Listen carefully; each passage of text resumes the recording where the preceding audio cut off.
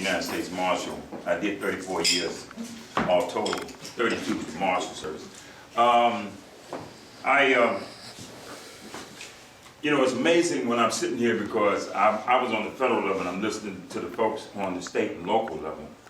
And it's just amazing because it's like a mirror image.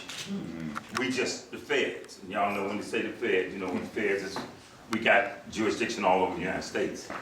And when I think about what probably got me started was I remember when I was a young kid, I got locked up, I got arrested. And I got arrested for robbery. And the crazy part of it was it was just a simple strong-arm robbery right out here, right in that farm here, Southeast DC, at a Safeway store where I was working, and a young boy, 13, 14 years old, these boys robbed him, about as a little older than him. They come around, a little group, gang, jump on him. But if I was there, they wouldn't mess with me, because at that time I was 17, you returned 18. Well, I turned 18 when it came to got me. When the boy, they beat him up, they brought him inside Manchester, just call the police. So we called the police come to say, the officer knew me because that year before I had worked on a summer youth program with the police department. So he said, Paul, look, he said, we catch these guys. He said, would you be willing to identify them? I said, I don't know their names, but I know the little boys that come around here and mess with them. So he said, all right, no problem. Took our names down the police report. I'm thinking that's it. That was in November. I turned 18 in December. They waited. When the report got downtown, they pulled my name off and another employee's name as the suspects. Got our names twisted around. That's what they claimed. They got us twisted suspect. But they came to the house and everything, see, in Washington, D.C., U.S. Marshals are the sheriff here as well as the federal, because we don't have a sheriff department. So we do all the state and local stuff. So my experience is state and local and federal, and did all the dragnets that I ran working with all the police departments around the country. But the biggest thing was this. They came to the house, shotguns and everything, backyard, front yard, y'all know how we do it. You know, carried me out of the house, my mom was crying, my son would never do nothing like this. Never had no record, carried me out of the house, hands behind my back like a solar bear, brother. I gotta say that for the police. You know, so look, and I'm head down, I walk out of the house, and let me tell you something. Man, they took me into that station, and I had never been locked up before. But that was a hell of an experience, and for 3 days I was in the belly of the whale for the beast. You want to talk about that? Because I remember, I'm trying to tell this officer, you done made a mistake. He goes away and takes a long time, got his hand cupped to the table while he typed me. He come back, he said, I talked to the boy, he said, you did it. He hadn't talked to nobody. He said, now I tell you what you do, you've never done anything wrong. He says, you go ahead and admit to this. He said, I can get you out, so you don't even have to do no time in jail or nothing like that. That's the way he's talking to me. I'm like, man, you done lost your mind, I'm crazy, I'm upset. He said, well then you got to go on over to the cell block. They take me over to the central cell block. I'm in there, I done gone mad. I done lost it. I'm in the corner, I didn't want to be fingerprinted. I ended up crying. And I never get this big white officer. He walked over to me, he says, listen. He said, man, I'm going to tell you something. He said, now, we're going to fingerprint you. He said, down here we do it 2 ways. He said, conscious or unconscious. You decide which way you want to go. I was going to fight him. I never get this black officer, he go up until he comes, he says, let me talk to me. He said, son, he said, look, man, he said, usually people don't fight this part of the process. They go through it. He said, I believe you didn't do it. I believe it. He said, but you got to go through this now. He calmed me down and everything, got me to make sense. The finger, crying, the finger, you know the finger, right?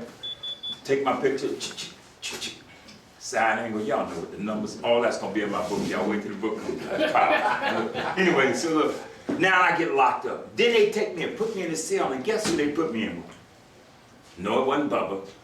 No, a lot of people think that. No, but it was worse than Bubba. Okay, but look, they put me in the cell. They put me in a cell with a dude who was going through withdrawals for heroin. Y'all been around somebody in a close confinement going through withdrawals for heroin? I mean, like, with this little area right here. Just try to be in that area with somebody going through withdrawals for heroin. I'm on the top metal rack in the corner. And I didn't know anything about heroin withdrawals. I thought the dude was becoming a werewolf. I had seen a werewolf movie. And the way he was rolling around the floor and puking and throwing, oh God, and I'm yelling, God, come get him, he's turning into a werewolf. I look away and he's going on the floor, and I'm going through these changes. Finally, man, they don't get the dude. Then finally somebody yells, hey man, that dude ain't no werewolf. He kicking a cold turkey. I said, damn, cold turkey do that to you? I'm thinking they ate some bad turkey. Listen, man. I went through the lineup. They took me upstairs, put us in the lineup. I number 6 step forward. All of that. They had the people in the background see if we committed any other crimes. And then, man, they take us back down. And then the U.S. Marshals come again. That's us. U.S. Marshals. We load us all up that Monday morning. Load all of the people that locked up over the weekend. Load us in the van. Take us over to the courthouse. Take us, put us in one big bullpen. And then this the kicker. They put this girl in there with us. I'm like, she's walking around ponytail, little red tights on, little halter top. I mean, looking cute, you know? Sitting in the thing, you know? And I said, and all of the attorneys talking to different people, but nobody talks to me. Finally asked one of them, I said, man, and she was all demure sitting in the corner. I said, why they put a girl in here with us? He said, that ain't no girl, man, that's a dude. I had only been locked up 3 days, that boy was looking good. I'm just saying. Down there, I said, can you imagine just somebody, I mean, this dude, I didn't know, I mean, I don't know what, I'm just looking, and I'm saying, now he will get people killed in prison. I ain't seen that happen being a marshal. But what happens is, now, I get out, they barely tell us that they made a mistake and all of this, and that I won't have no record or nothing. What happens, I go to college, I get my degree in criminal justice administration, and I come out of college with a degree in criminal justice administration, and I'm applying for a job. And I'm getting ready to become a DC Metro Transit police officer. So I said, and let me tell you something. And then the detective calls me in, they get ready to hire me. He says, Fogg, I need to see you, man. I said, what's up? He says, they say here, man, you got charged with robbery and it was not prosecuted. I said, what's that all about? I didn't do it. Man, look, we can't hire you, man. I walked out in, man, all dejected. And I'm telling you this story because I just want to get to the point to where, what took me to where I was. The American Civil Liberties Union got it. I got them. They got the record expunged. They sent me everything. Sent me my pictures of it. Got the fingerprints. Got everything expunged. Then I was able to become a United States Marshal. When I became a Marshal, all of this is in me because now I'm seeing that same van. I'm seeing the same people. I'm out there, and then I'm hearing people say, "I didn't do it." Y'all know. Y'all never had nobody tell you they didn't do it, right? Look, you got people saying they didn't do it. So, and I got in a shooting with a guy. For that very reason, because he said I didn't do it. And I wanted to believe him. I really wanted to believe him. But let me tell you something. I became a marshal, I got on a job, and I remember coming out of the academy. All of the training, everything, we all excited, we ready to rock and roll. Y'all know how it is when you come out of the academy. Imagine coming out of Glencoe, Federal Law Enforcement Training Center, and you get back to your duty station, man, you buffed up, you carrying your son. Oh man, you know, you back in the late 70s and early 80s. Oh, that was the thing of being a U.S. Marshal. And then I remember to get back and dude said to me, the chief at the job, he said, look, Paul, I know you learned all that stuff in the academy. He said, but let that stuff go. This is how we do it here. This is how we do it here. And that's when the music started. This is how we do it. No. And at that point in my career, and then when I begin to see the disparities and everything that I begin to observe, and then we had this one chief that I always remember. And I want to say this because there's a relationship with racism inside the rank and file and what we end up experiencing when we handle our goods and services to the public. Y'all understand that? If you're dealing with a bigot working next to you, imagine what he's doing to you, what he's going to do to them folk out there in the street. That's Does that make sense? Oh, yes. I mean, you got a badge and a gun on, he going to try you. You know what he's going to do to them folks out there. See, I tell people all the time, they talk about Abner Louima. You know the part they miss about Abner Louima, the one they took in the police station and ran the stick up. All those You know what they missed? All those folks that are silent. They missed that, yeah. What they missed was this. Everybody was saying, oh, that was a horrific act, what they did to him. I said, let me tell you what's more horrific than that. They brought him in the police station and did it. They took him into the bathroom where the commander, the chief, anybody walk in there and see him. Y'all understand what I'm saying? That told you how indifferent the culture was. That told you what you was really, but everybody missed that they brought him into the police station. So my issue, so when I decided to go against this chief that everybody told me, Fogg, Ron Hine is a racist, white and black, we all know that, so just stay away from him. He's the chief. How do you avoid a chief? How do you avoid a chief on a job? I said, man, how do you avoid him? You can't. One day, sure enough, he got me. I'm on a high profile detail. I'm doing well. My career's moving along. The dude tags me on the detail. He makes some false allegations about me. I took a vehicle that I shouldn't have taken home. All of the things he said about me was wrong. Brought the managers in, had them all in the room, had me in the room with all the managers. He said, Fogg did this, Fogg. Then he asked the one white man. He said, well, Fogg called me, I told him to take the government car, go get his tooth fixed, because he was on the detail. Huh? He had already told the marshal everything about me. The marshal had already pulled me off the assignment. They pulled me off the assignment. The marshal found out this guy lied. I was already been transferred to Superior Court, which is our Siberia. Every organization has a Siberia, am I right or wrong? Yeah. There's a Siberia in every police department. Someplace nobody wants to work. That's where I got sent. And let me tell you something. I went over and I was crying. I went into the chief's office there. That chief knew that the white chief that put me in that harm's way, he knew that that guy was a liar. He knew what he was about. So he said to me, he said, Fogg, he called me up and told me, he said, get you on something and burn you. I'm going to tell you what he told me. He said, get him on something and burn him. He said, I'm not going to do that. I said, man, I'm going to file an EEO complaint. He said, Fogg, I wouldn't do that if I was you. He said, because once you file that complaint, he said, man, everybody know you're esteemed, you got a degree, you coming in here, you're what we need. He said, man, you file that complaint, they're going to turn on you. I don't care, man. I got God on my side. I'm going to file this complaint, man. He said, well, you do what you got to do. I filed that EO complaint in 1985. The complaint, when I filed that complaint in 85, from 85 up to 89, they didn't do anything. Then they was deciding to make that guy, that same chief deputy, they were going to make him become the U.S. Marshal for D.C. Superior Court. It means he had to get appointed through the legislative office, through congressional affairs. Wow.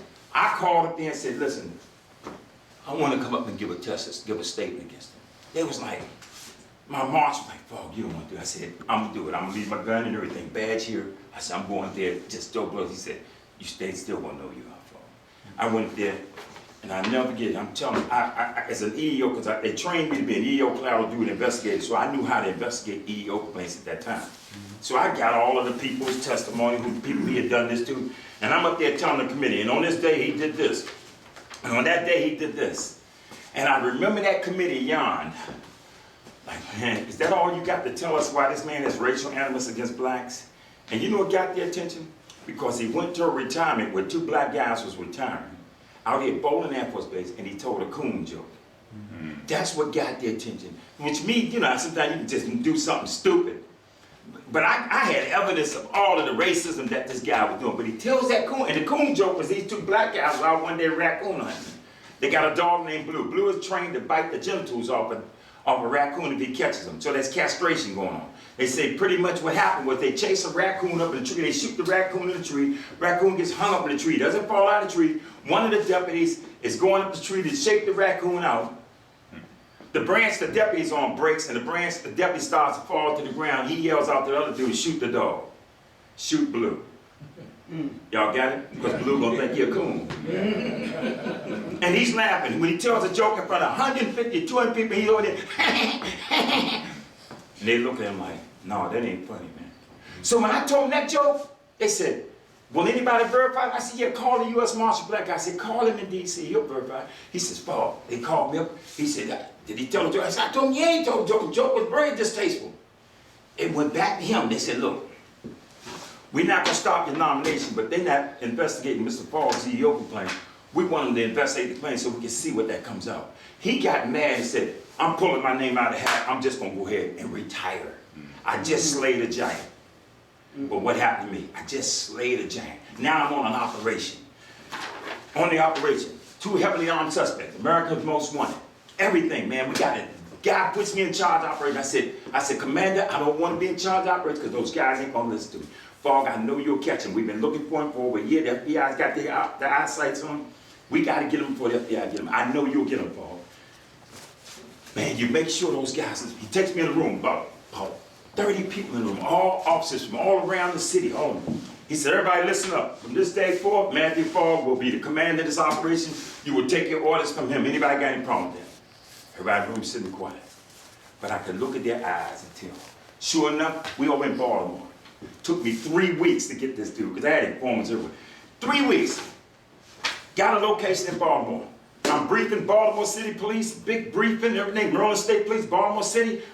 These are the 5 locations where these guys made sure we got people on every location. The white guys that I thought were on their location, they jumps in the car, go back all the way down to Baltimore Washington Parkway, back to headquarters in Washington, D.C., over in Virginia, and telling the boss that I don't know what I'm doing, I'm on a wild goose chase, I'm wasting money, and all of this. It got rid of their informant and everything. The informant's gonna get somebody, y'all know about informants, they get you killed in a heartbeat. Okay, let me tell you something. So they tell him all of that, and then all of a sudden, I get a call, and the guy says, Fogg, it's the deputy commander, Fogg. The chief is upset, the guy's in his office talking about you and all. I said, right now? He said, yeah. I said, look, you charge him dudes with this. He said, Fogg, I can't get in the middle of that. He said, the chief told me to tell you this. He's gonna pull the task force back from you on Wednesday. That was a Monday. At that point in time, I'm thinking to myself, I said, you know what? He said, Fogg, the only thing I can tell you to do is lock the MFs up between now and Wednesday. When I hung that phone, I had a rookie standing next to me, now in the class, saved in another class.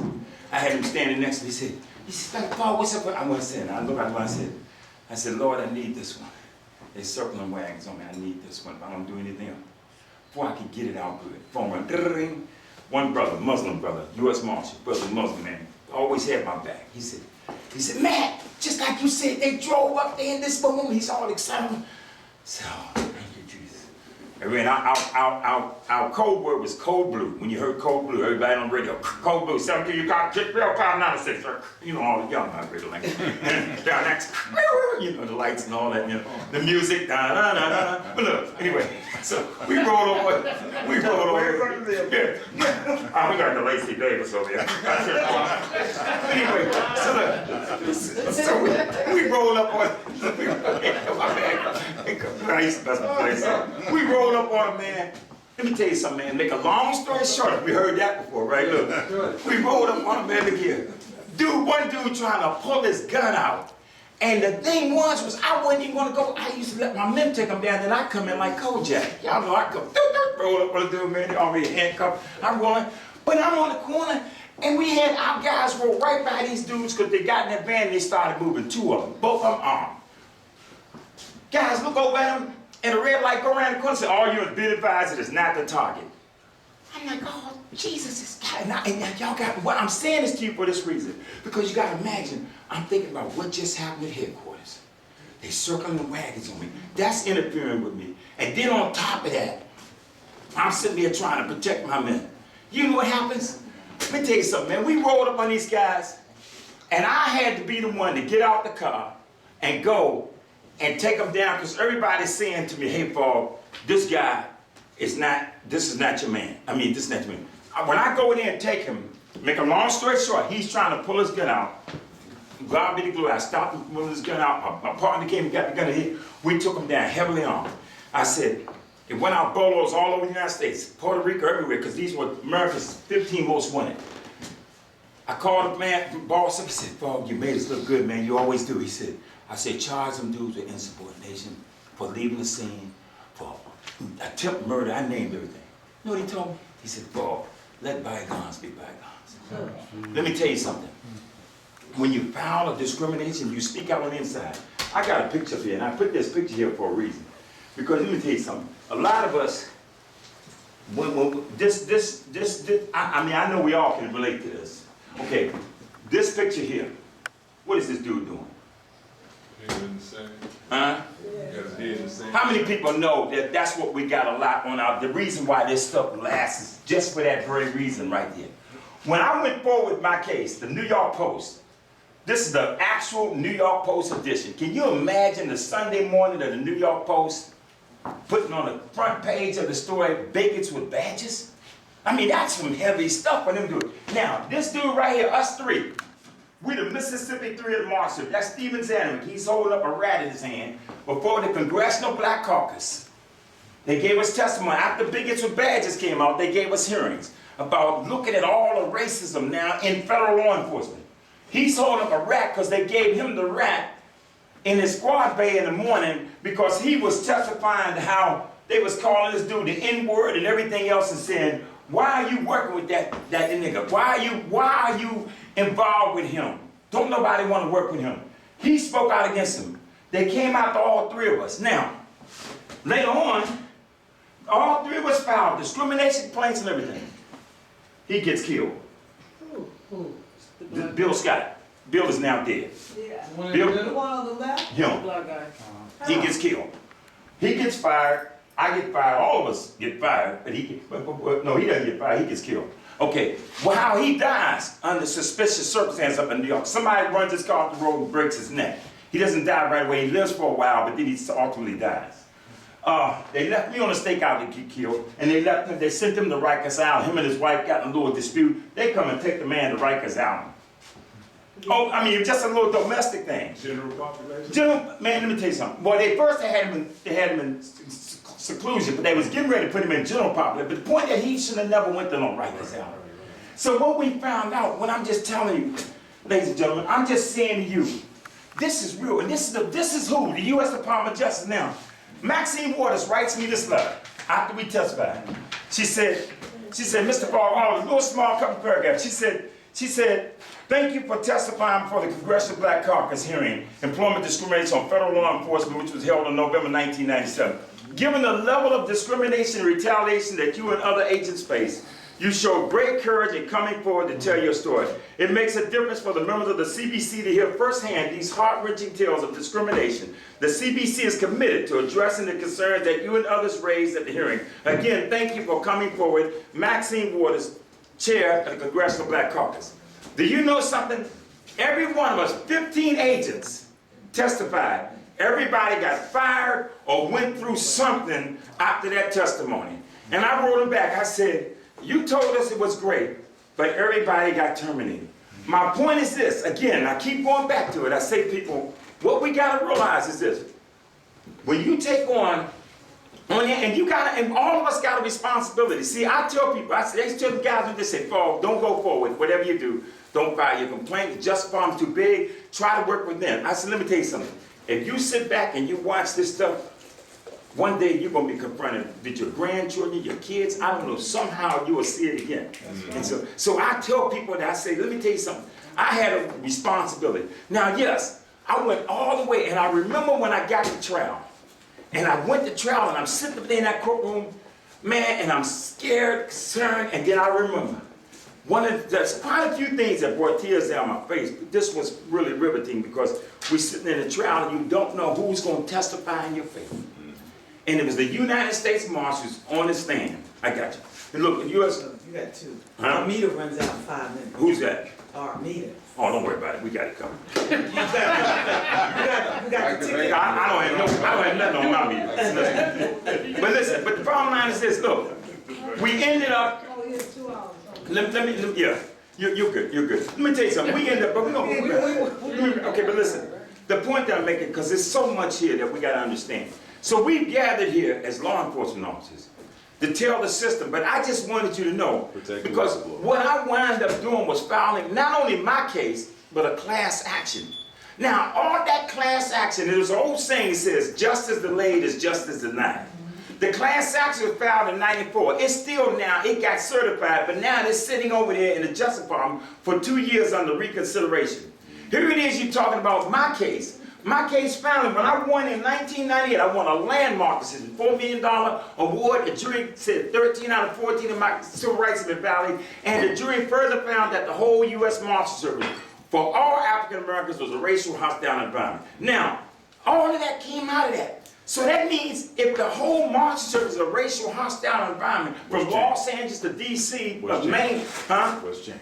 that when it's changed, and not just that, what I'm just saying is, If they haven't corrected the situation, imagine all of the people in the public that have been abused and misused by these same racist cops. Wow. And I'm just telling you, so if it's still sitting over there outstanding, that means there's a lot of people today being harmed by the integrity of that justice system. That's right. So what I said was, okay, this is what, now we came together talking to Reddit, and Reddit says, me and Rick, we started talking about this thing early on about Foreman, and said, look, we got to get cops, we got to get people to come forward, talk about their experiences and what they've been through and how systemic this thing is and how if each one of us and each one of your departments, and let me tell you something, I done worked with just about every department in here, I mean on an enforcement operations system. So I know how these departments work around the country. And when I look at how they coincide on the racism and the bigotry, and you begin to see how you can see Trayvon Martin and Michael Brown and Eric and the guy that was killed in New York. Yeah, exactly. But the other, I'm talking about the guy that was Sean Bell. Was it Sean Bell? Yeah. Yeah, Sean Bell. Sean Bell. Yeah, and yeah. When you look at all these, and y'all know what we all know is this. Those are just the ones that got publicized. Y'all know that, right? So what I'm just saying is this is what we're doing now. This is powerful, but we got to bring it from that perspective. We got to be able to show people. I took a statistic right here. It just simply says somebody compared the D.C. to Ferguson. And all they said was Ferguson, 67% black, D.C., 49% black. They say Ferguson, 92% of all arrests are black. D.C., 83% of all arrests are black, and 96% of these arrests are non-violent offenses. Ferguson, 87% of traffic citations are black. DC, 84% of traffic citations are black. 80% of the drug possessions are black in DC, despite the fact that drug use statistically shows very little disparities. 80% of arrests of disorderly conduct in African Americans in DC are black. What we're saying is you can be a black area, or you can be a white area. It don't matter. It don't matter. You are still the subject of it. Some people want to look at Ferguson and say, well, look at their police department. Look, it's happening right here in D.C. So what we got to do, now we came up with some solutions. We laid out stuff that we're going to be talking about, right? Ready? We're talking about solutions that we're going to be taking to Congress. We're talking about changing the grand jury structure. We're talking about civilian review boards. We're talking about having, of course, body cameras. You know, stuff that you can dock, even though they can turn them things off. We got to have a law that says you can't turn it off. There you go. Because they'll turn them off and beat the hell out of you. We talking about all these, look, right, and then we talking about, when we talking about, and I said, somebody said, what about body cameras? I said, we sat there and watched them beat the heck out of Rodney King right in front of us, and they were still acquitted. So it's going to take us, as long, this has never happened. I've been all over the country, and I did Blaze, all of us. I work with all you guys, a lot of you guys all over the country. But for the first time, seeing us come together, and not as a particular organization, because I don't particularly like organization. We didn't organization ourselves out. I mean, we are a group of, as each one of us has our own persona, has our own person, we just come together collectively to say to Congress and them, look, we don't have any personal reason of this group other than the fact that we're saying, all of us are coming together saying, this is something that we've observed. We know it to be true. We know there are two forms of policing in America, one for black and brown and one for white. We know that's a fact. You can take it whatever way you want to. And just like my man Mox, like John said, and others, you know, we got white and black. Steve holding up the rack. Steve is down in Florida. Hand up for me. No, tell him where Steve's family would be at right now. But see what I'm saying? And then I'm saying to you, so we got to be sure that our message is clear cut. That we're standing, and what the other thing we got to do, which I'm testifying tomorrow, I testified last week, you guys can do the same thing in your areas. What you need to do is go to your senator and say, put a bill on the floor and let me testify to it. Whether it's about cameras, what? I'm testifying now like crazy in Maryland.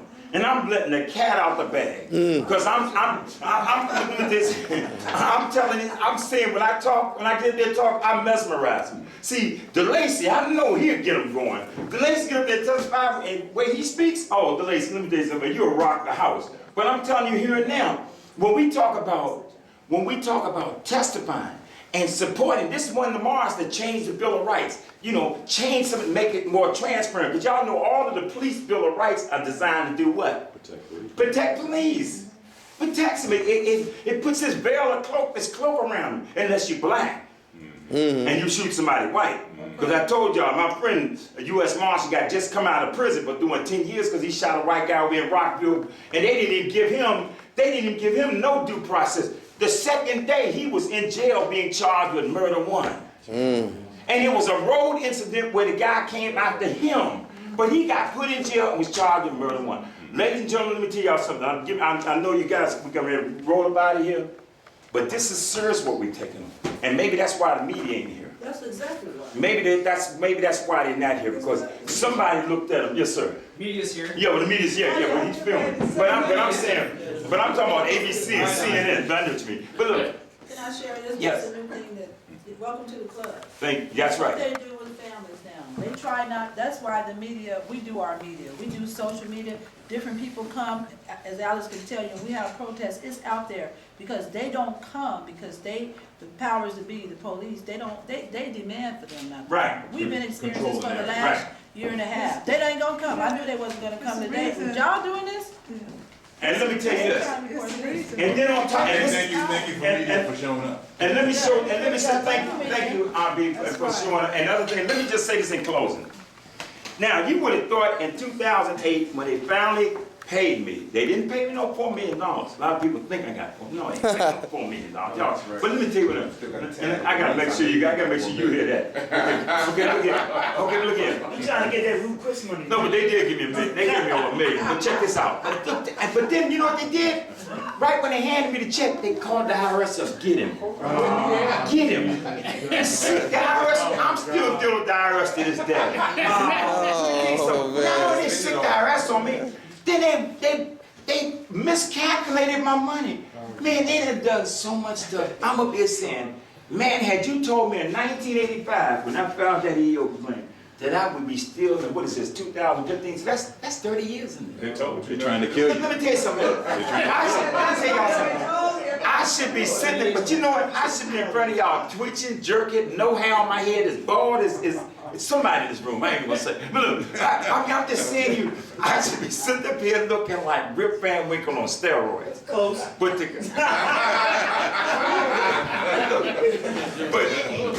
look here. But to God be the glory. Amen. Look, to God be the glory, right? I still look young, right? Look here, man. But look, y'all. See, that's the thing about law enforcement people. You get around law enforcement people, I'm telling you, man, we could be some jokesters, man. But on the serious side here, I'm glad we were able to come together. You guys that came from New Jersey, LA, Los Angeles, Cheryl, who else came? LA, right? LA. Boston, Massachusetts, LA. LA. Oh, no, not me, I'm not law enforcement, I just want to say something. Go ahead. What you wanna say, Oakland? That's what you No, yeah, I'm proud of Oakland, I'm an old town girl. No, I just to follow up on what you was saying, about this coalition, you know, I don't know much about law enforcement. Right. Other than I was telling, is your name John? John, I was telling John, I did, ironically, if anybody told me, I befriended the sheriff in Alameda County, former sheriff, Charles, best friend I got. So law enforcement ain't all that bad for me no more. You know, he's a good friend to have. Right. Law enforcement is a good friend to have. But I want to say to you, this coalition is so important because one, I learned so much here because I didn't know about all these different organizations.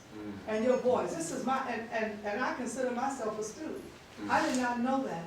And so that message has to get out. But more importantly, I want you to think a little bit differently is that we're not the largest minority anymore. And so that paradigm, that's the right word, that's the thing that's going to shift.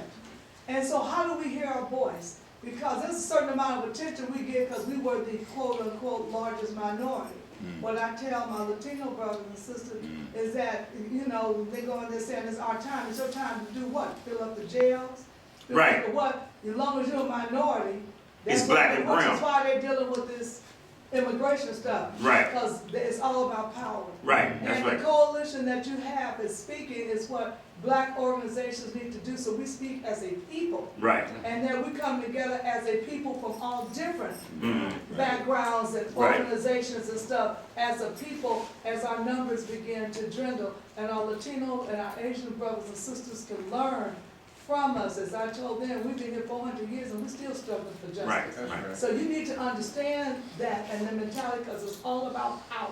right, right. And so I just want to commend you for this coalition, because you did something that I wish other black leaders would do. I mean, Right. be careful here. But I mean, really. Well, they should be here. You are an example. Right. But not only that should they be here, they can't be in the same room That's right. with each other, which is unfortunate, and you can be in the same room and represent different organizations. You have no idea how significant that is. Right. You have no idea how significant, and I commend you for that. I Right. commend you for that. Right. And Thank I you. just wanted to say that to you. Thank you so much, Pat. We appreciate it. Can I just say something? Yeah, go ahead, man. As a senior citizen in the room, I'm 75 Right. years This old. guy's 75 years old. 75 years old. I've been dealing with civil rights. I So was born in Southwest Virginia, first contact with policemen, 6 years old. I saw Right. a black man shot down right in front of my house. My gosh. Now, what you guys are doing is the discipline that needed to take place. I'm not kidding you. I do mass incarceration as a legislative issue. I work for the Department of Government Affairs, the National AFL-CIO.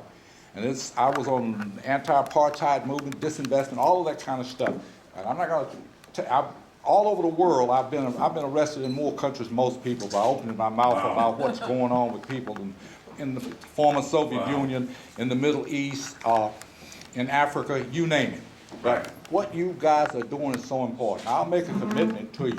I will be glad, because I'm a lobbyist, I'm a congressional Oh, man, that's lobbyist, awesome. and I will be glad to assist in setting up meetings with you guys. Yes. Because, for example, Senator Cory Booker in the Senate, he's the author of mass incarceration. Mass incarceration, one of the issues under that bill is judicial reform. That goes all the way through the process, all the That's stuff right. you got. That's You right. guys were so impressive telling your stories. One thing when somebody stands up and says, well, somebody told me this happened, that you're talking about what you saw, what you Right. participated, Right. what happened to you. And if it can happen to you, like you said, what in the hell to the rest of the public? So I'm not gonna say any more, but I'm gonna give you guys a call. Yeah, we need your And if you information. don't, he has his, but I also, Right. we both come out of labor. I'll And make Brother sure. Fogg, you want to- I'll All make right, yeah, sure. thank you. And so closing, let me just say this. What you say and what's really important is that each and every one of us, when we go back, we start to testify before our various legislative bodies as an expert. Right. With all this experience and what we can carry it a long ways doing that. So I'm seeing it now, and that's why I'm saying, yes, you're right. And lobby for us and then tell them, bring us in as experts. exactly- Because see, we won't hold back. Them other guys will go back and say, it's just a few bad apples. I'm like, a few bad apples is systemic. So thank you very much. I appreciate it. God bless you. Yeah. All right. And I'm just gonna take 30 seconds.